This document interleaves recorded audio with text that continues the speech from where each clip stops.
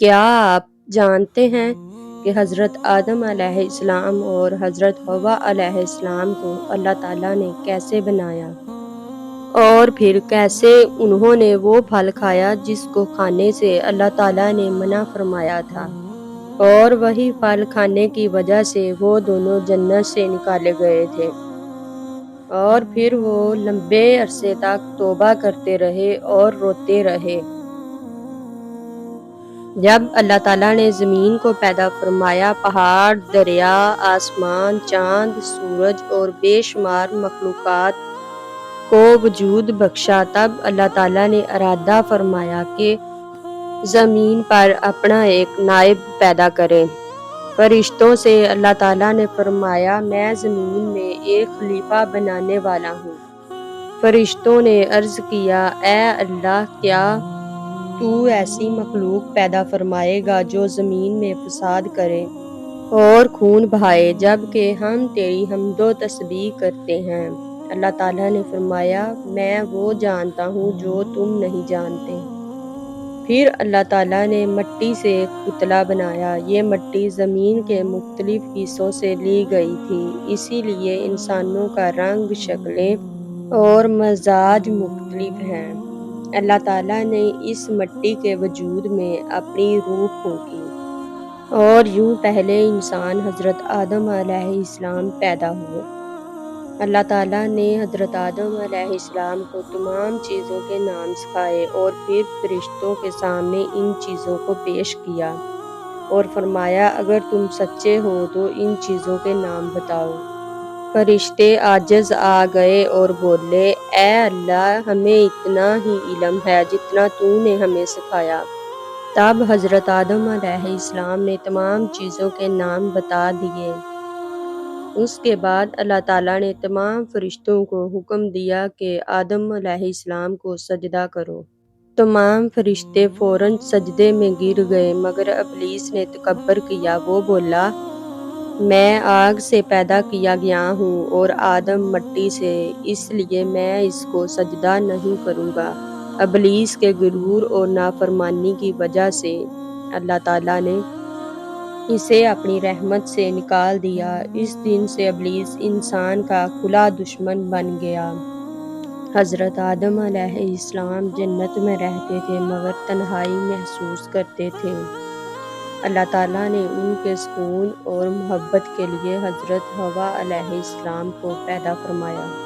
روایت کے مطابق اللہ تعالیٰ نے حضرت حوا علیہ السلام کو حضرت آدم علیہ السلام کی پسلی سے پیدا فرمایا۔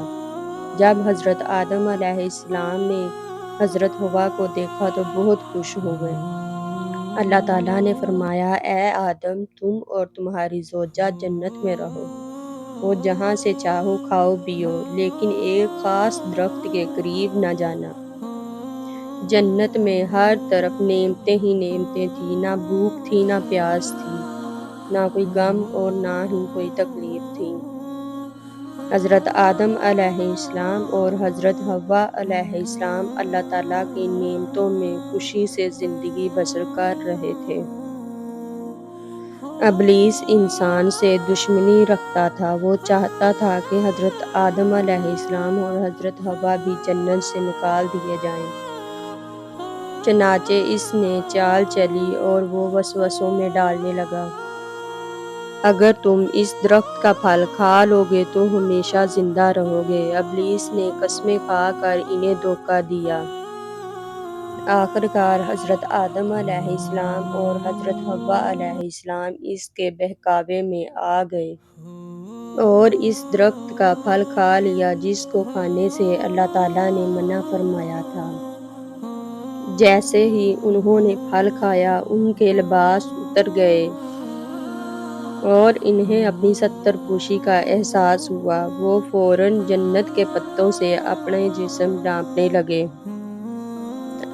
اللہ تعالیٰ نے فرمایا، کیا میں نے تمہیں اس درخت سے منع نہ کیا تھا؟ حضرت آدم علیہ السلام اور حضرت حوا علیہ السلام کو اپنی غلطی کا احساس ہو گیا۔ انہوں نے فوراً اللہ تعالیٰ سے معافی مانگی۔ حضرت آدم علیہ السلام اور حضرت حوا علیہ السلام نے نہایت عاجزی سے دعا کی، اے ہمارے رب، ہم نے اپنی جانوں پر ظلم کیا، اور اگر تو نے ہمیں معاف نہ کیا اور ہم پر رحم نہ فرمایا تو ہم خسارہ پانے والوں میں ہو جائیں گے۔ اللہ تعالیٰ بے حد مہربان ہے۔ اللہ تعالیٰ نے ان کی توبہ قبول فرمائی، مگر زمین پر بیچنے کا فیصلہ برقرار رکھا تاکہ انسان کی آزمائش ہو۔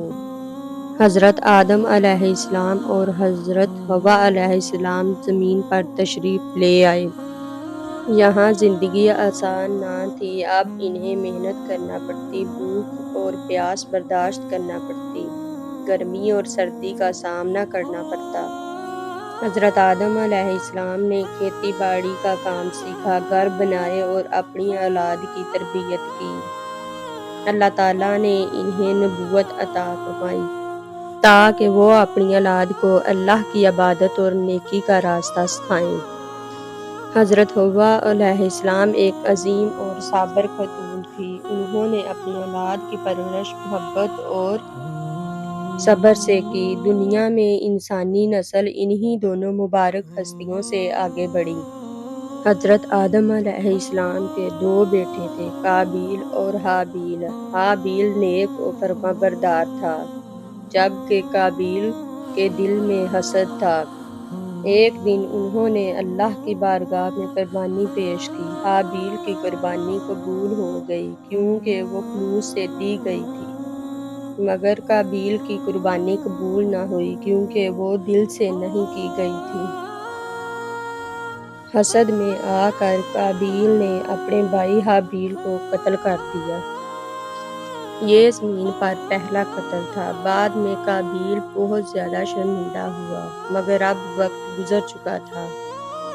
حضرت آدم علیہ السلام کو اپنے بیٹے کے قتل کا بہت دکھ ہوا، لیکن انہوں نے صبر کیا اور اللہ تعالیٰ کی رضا پر راضی رہے۔